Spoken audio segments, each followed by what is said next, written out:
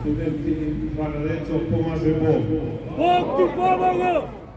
Mi nećemo ništa mnogo govoriti, jednostavno dajemo podršku učesnici ratova 90-ih. Svi smo vidjeli ste u jednom stroju, bratski i složno. Tu smo da damo podršku studentima, dajemo je od početka.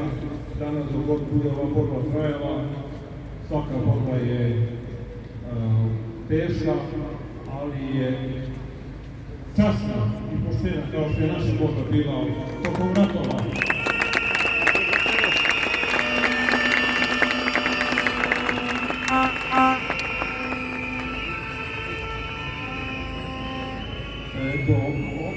Htio bih da se obratim deci, znači kao naše deci, i naša deca su studenti također, znači pokazali ste taj deo poštenja, neiskvarenosti, deca ste još svega ono pozitivnog lepog ponudili ste građanima Srbije najbolje da kažemo se nedostajalo toliko dugo godina i što smo mi na neki način i čekali sve ove decenije.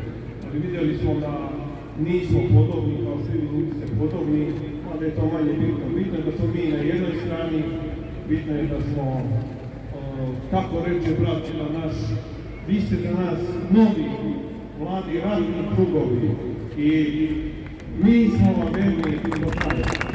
Živjeli!